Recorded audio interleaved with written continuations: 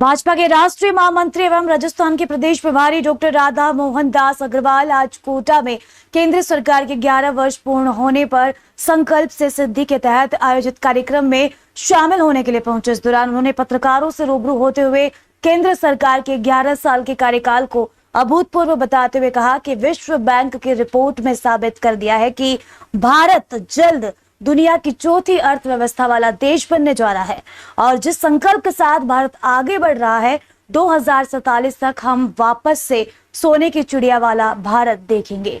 उन्होंने ऑपरेशन सिंदूर को लेकर कहा कि भारत ने पूरी दुनिया को आतंकवाद के खात्मे में लेप्रोस्कोपी कर संदेश दिया है। हमारी सैन्य शक्ति ने मिसाइल्स और ड्रोन के जरिए आतंकवाद के ठिकानों को और आतंकवादियों को तबाह कर दिया है।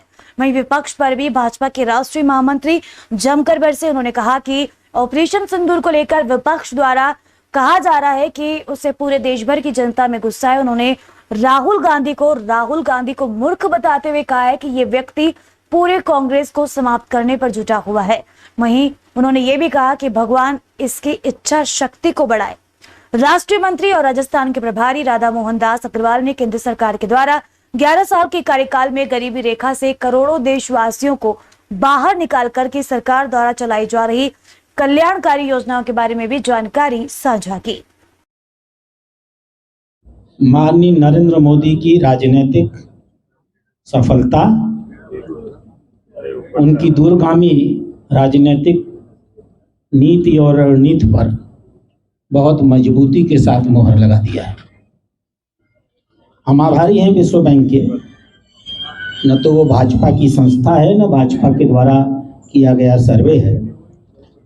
हम आभारी हैं कि उन्होंने कहा है कि नरेंद्र मोदी जी ने अपनी सुनियोजित नीति से एक्सट्रीम पॉवर्टी यानी अतिशय गरीबी के लोगों की संख्या में 17 करोड़ लोगों को एक्सट्रीम पॉवर्टी से और 31 करोड़ लोगों को मध्यम गरीबी से ऊपर उठाने का काम किया है।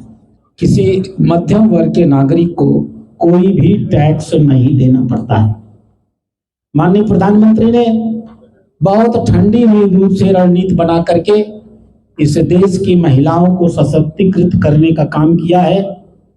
उनके आय के साधन बढ़ाए हैं कि जब हमने कॉर्पोरेट टैक्स 35% से घटा करके 15% कर दिया, आज पूरा का पूरा कॉर्पोरेट सेक्टर पूरी ताकत से देश के विकास में अपना योगदान करने में लग गया है। सामरिक आधार पर माननीय नरेंद्र मोदी जी ने देश को कितना स्वावलंबी बनाया है। ऑपरेशन सिंदूर उसका उदाहरण है। हमारा एक सैनिक भी नहीं मरा है। हमने एक बार भी सीमा का अतिक्रमण नहीं किया है।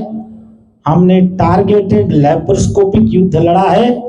हमारे लेप्रोस्कोपी ड्रोन्स और मिसाइल्स ने भारत की सीमा से जा करके उनके आतंकवादी केंद्रों को तबाह किया है और उनके हवाई स्पेस को जहां से वो ड्रोन और मिसाइल्स छोड़ा करते थे उन्हें ध्वस्त किया है।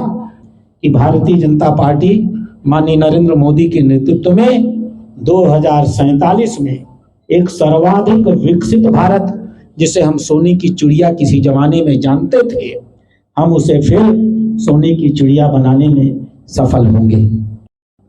इंदिरा गांधी ने जीते जी भारत रत्न दे दिया।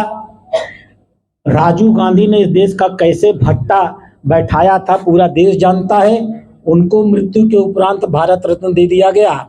लेकिन सरदार पटेल लंबे समय तक भारत रत्न के लिए इंतजार करते रहे और डॉक्टर भीमराव अंबेडकर को तो जब पहली बार भारत की भारतीय जनता पार्टी के समर्थन की सरकार बनी तब उन्हें सम्मान और उनको अधिकार देने का काम किया गया।